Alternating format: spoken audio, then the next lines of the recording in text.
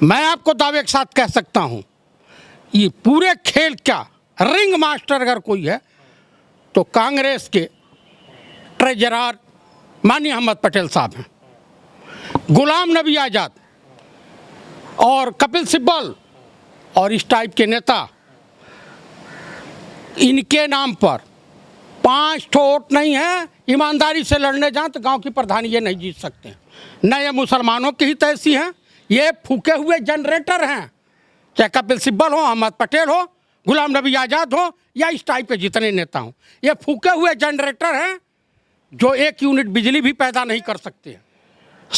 संघ के इशारे पर, आरएसएस के इशारे पर, भाजपा के इशारे पर ये सब नौटंकी कर रहे हैं। अरे ऐसे नेताओं को निकाल करके फेंक दीजिए। कपिल सिब्बल को क्या नहीं दिया? कपिल सिब्बल अपनी दुकानदारी चलाते हैं। जब कोई व्यक्ति बीमार है उस वक्त आप लोग लेटर लिखोगे? आपको शर्म नहीं आती? आप जो बीजेपी के इशारे पर काम नहीं कर सकते कर रहे हैं। कौन नहीं जानता है कि अहमद पटेल और गुलाम नबी आज़ाद के अमित शाह और माननीय मोदी जी से बड़े मधुर संबंध है, कपिल सिब्बल के भी संबंध है। कौन नहीं जानता? आप कांग्रेस को तोड़ने में लगे हैं। कांग्रेस के लिए आप जयचंद साबित हो रहे हैं। राहुल गांधी जी ये कह रहे हैं कि कुछ नेता ऐसे हैं जो बीजेपी की तरफ से मिले हुए हैं कुल मिलाकर के। तो अभी जो हड़कंप मचा हुआ है उसको लेकर के आप क्या कहना चाहते हैं? जली को आग कहते हैं, बुझी को राख कहते हैं। जिस राख से बारूद बने उसे सनातन धर्म संस्कृति के जिम्मेदार नेक दिल इंसान, पढ़ा लिखा राहुल गांधी कहते हैं।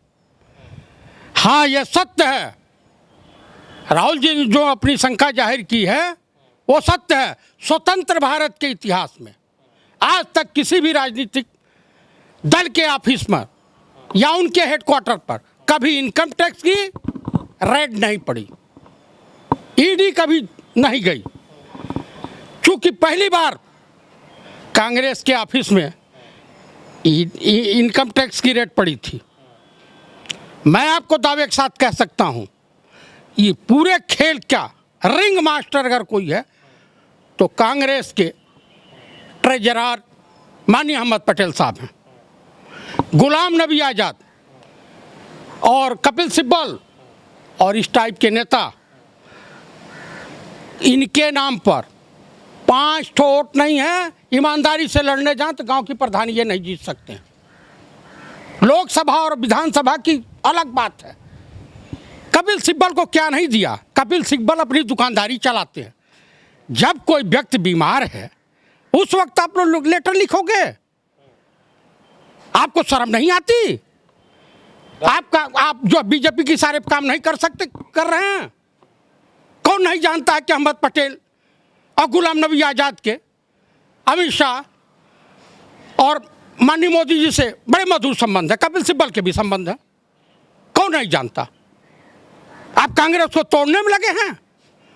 कांग्रेस के लिए आप जयचंद साबित हो रहे हैं, विभीषण साबित हो रहे हैं। आपको शर्म नहीं आती? एक बार बुरुज सीट से ये चुनाव जीते थे, एक बार अहमद पटेल, उसके बाद राज्यसभा, उसके बाद गुलाम नबी आज़ाद जी को मुख्यमंत्री बनाया। आप कश्मीर और जम्मू कश्मीर पर ध्यान नहीं दोगे। वहाँ पे 3 नेता हैं, मुफ्ती मोहम्मद सईद का परिवार, फारूक अब्दुल्ला का परिवार और गुलाम नबी आज़ाद। न ये मुसलमानों की हित ऐसी हैं, ये फूके हुए जनरेटर हैं। चाहे कपिल सिब्बल हो, अहमद पटेल हो, गुलाम नबी आज़ाद हो या इस टाइप के जितने नेता हों, ये फूके हुए जनरेटर हैं जो 1 यूनिट बिजली भी पैदा नहीं कर सकते हैं। और ऐसे लोग, अरे सोनिया जी और गांधी परिवार की महानता है कि तुम्हें झेल रहा है। मुस्लिम समुदाय के लोग इन लोगों को अपने भाषणों में नहीं बुलाते हैं कि उसको 10 आदमी इसको सुनने को तैयार नहीं। इन सब उसने 70 साल राज किया है इस देश में। अब उसकी रणनीति को, उनकी पॉलिसी को गलत बता करके बड़े ही उनके ही नेता 23 ऐसे नेता हैं जो इस्तीफा देने की बात कर रहे हैं। और कांग्रेस के अंदर से जो उनका परिवार है उनके बाहर से किसी को लाने की बात किया जा रहा है। तो तो क्या आपको लग रहा है कि ऐसे चीजें करना, बाहर से लाकर किसी को बसा देना और उसको बड़ा पद दे देना, आपको नहीं लगता खतरा साबित होगा कांग्रेस के लिए? कांग्रेस, अगर ये स्थिति हुई तो कांग्रेस टूट जाएगी। लेकिन लंबा बोगबा एक बार 67 में अलग हुई थी कांग्रेस ना, सिंडिकेट बनी थी ना, सिंडिकेट तो साफ हो गई, इंडिकेट बरकरार है। उसी तरीके से ये संघ के इशारे पर, आरएसएस के इशारे पर, भाजपा के इशारे पर ये सब नौटंकी कर रहे हैं। अरे ऐसे नेताओं को निकाल करके फेंक दीजिए, इनको जमीन नहीं मिलेगी। और न ध्यान हो तो जा करके ज्योतिरादित्य सिंधिया का की दशा देख लें कि ग्वालियर में उनका पतन हो रहा है। यही अहमद पटेल साहब जब भी आते हैं, सचिन पायलट तो अहमद पटेल से मिलते हैं डायरेक्ट, वहाँ भी सरकार अस्थिर करने का खेल इन्हीं के ऊपर जाता है। सोनिया गांधी ने कहा है कि वो इस्तीफा देने की बात कर रही हैं, लेकिन मनमोहन सिंह मना कर रहे हैं, कह रहे हैं कि आपसे अच्छा इस पद को कोई नहीं संभाल सकता है। आप इसको किस नजरिए से देखना चाहते हैं? माननीय मनमोहन सिंह जी विद्वान आदमी हैं, ईमानदार हैं, जीनियस हैं, अर्थशास्त्री हैं, और देश की बागडोर 10 साल संभाल के रखा है उन्होंने। देश की जीडीपी को एक उच्च शिखर पर ले गए हैं, देश को तमाम विकास दिया है, विकास के रास्ते, और देश की अर्थव्यवस्था को बहुत ही मजबूत किया है। अगर वो कुछ कह रहे हैं तो उसमें दम है।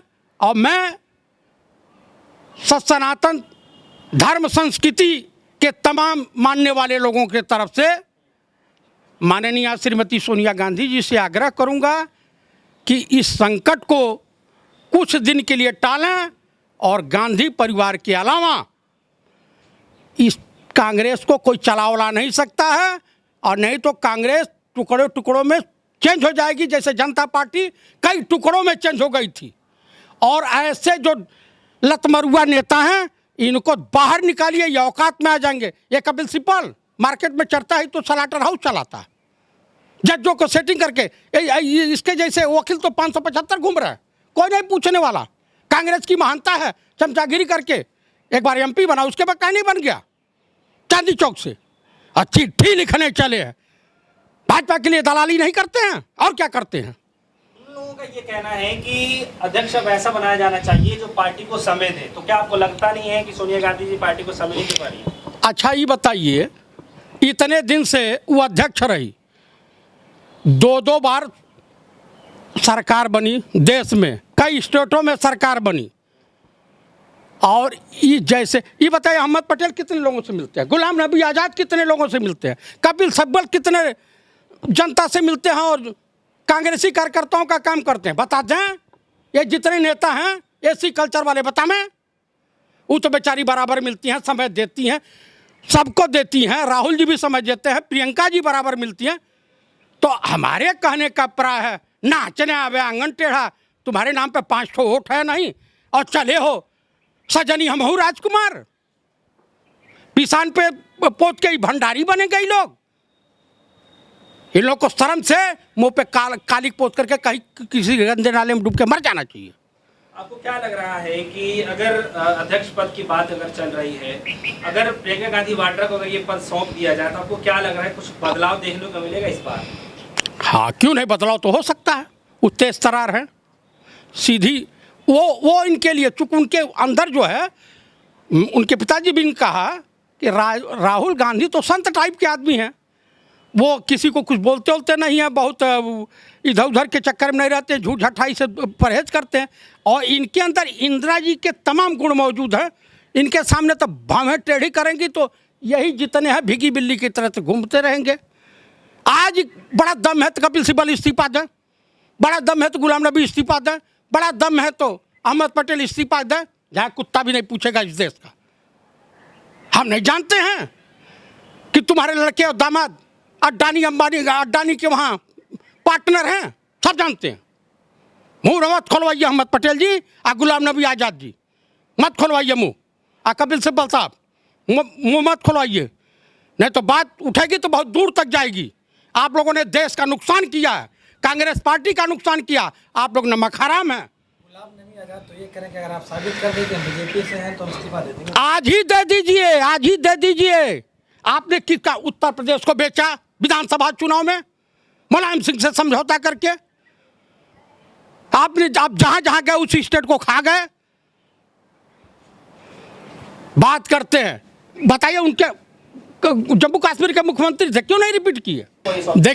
देखिए मैं आपको बता रहा हूं, प्रियंका जी को एक जिम्मेदारी यूपी की दी गई है। यूपी की में वो सरकार बनवा में, और तब तक माननीय श्रीमती सोनिया जी अध्यक्ष पद को सुशोभित करते रहें, या माननीय राहुल गांधी से नीचे मंजूर नहीं। प्रियंका जी को जिम्मेदारी है यूपी में अपना संगठन मजबूत कीजिए, लाइए सरकार। कौन रोक रहा है आपको? अपनी क्षमता को दिखाइए। अध्यक्ष के लिए इस समय देश में अगर कांग्रेस का कोई है तो माननीय श्रीमती सोनिया गांधी जी फर्स्ट, वो एकदम प्रथम प्रायोरिटी पे हैं, और सेकंड प्रायोरिटी पे माननीय राहुल गांधी जी।